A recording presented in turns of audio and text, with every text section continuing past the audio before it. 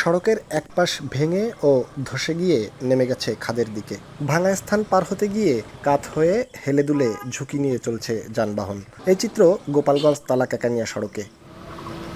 কোটি টাকা খরচ হলেও স্থায়ী সমাধানের অভাবে গোপালগঞ্জ তালাকাকানিয়া সড়কে যাতায়াতকারী হাজার হাজার মানুষের দুর্ভোগ এখন নিত্যদিনের সঙ্গী। গোপালগঞ্জ সদর উপজেলার অন্তত 15টি গ্রামের লক্ষাধিক মানুষের জেলা শহরে যাতায়াতের প্রধান মাধ্যম এই সড়ক। কিন্তু সড়কটির দুটি স্থানের অবস্থা এতটাই নাজুক, সাধারণ যানবাহন চলাচল করতেই হিমশিম খাচ্ছে।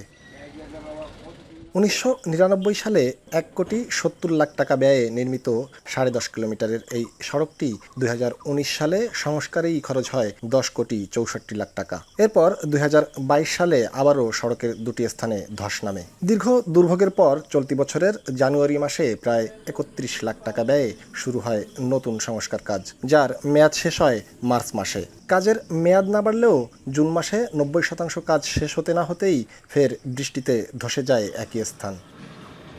পরিস্থিতি সামলাতে এলজিইডি ভারী যানবাহন চলাচলে নিষেধাজ্ঞা দিয়ে সাইনবোর্ড টাঙালেও বাস্তবে তা মানছে না কেউই। বিকল্প কোনো রাস্তা নাই, এই রাস্তা দিয়ে আমরা সবসময় যাতায়াত করি। মানিখার ব্রিজ থেকে এই পর্যন্ত প্রায় লক্ষাধিক লোক এখানে যাতায়াত করে। কাজই করতেছে না, শুধু সাইনবোর্ডটা নিয়ে আসে, শুধু সাইনবোর্ডটা নিয়ে চলে যায়। মাস খানিকও হয় নাই ভাই, 15-20 দিন হয়ে যায়, গাছটা ভেঙে গেছে আবার।